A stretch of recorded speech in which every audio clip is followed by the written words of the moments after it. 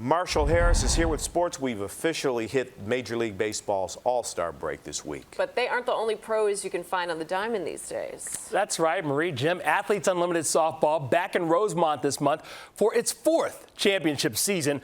The professional league has been setting new standards in women's sports with its athletes as decision makers and majority stakeholders. Jory Paris caught up with some of the impressive players who are taking versatility to the next level. Every game is an all-star game, and I think that's what's so fun about it. Athletes Unlimited has been redefining women's professional softball since 2020. Based on our performance personally and as a team, we earn points, which then we get placed on a leaderboard based on the points that we accrue during the week. Each week, the top 4 finishers become the new captains, and then the new captains draft a new team, and then we start all over again. You actually physically see it on our Jumbotron, so as athletes and as fans in the stands, you can see who's in what position and how many points you need to get to the next position and things like that. How does that mess with your psyche? I tend to not look at the scoreboard because it does get a little mental sometimes.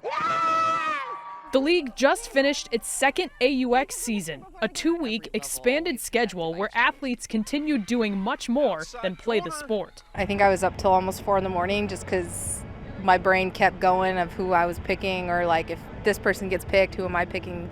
After that, you have to come up with your own practices. You have to come up with the lineup, who's like making changes during games. So it's a process, but I feel like it's helped me grow as an individual. And it's the individuals who are spearheading a growing league. The Player Executive Committee is a group of players that work with the executives of our company, of our organization, and kind of speak on behalf of the players and what we want to see our league in the future. We're such a young company that the sky's the limit right now. Our first season was in COVID, so we weren't allowed to have fans or anything, but our games were streamed, and since then we're now on ESPN every single game.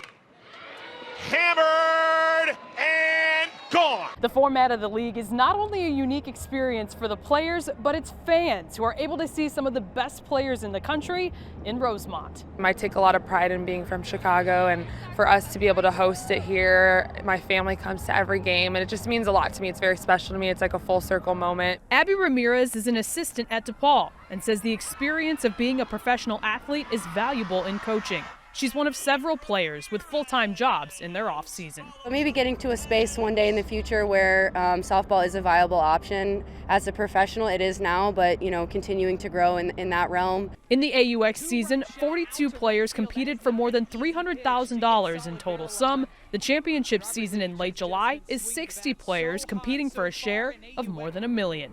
In Rosemont, Jory Paris, CBS 2 News.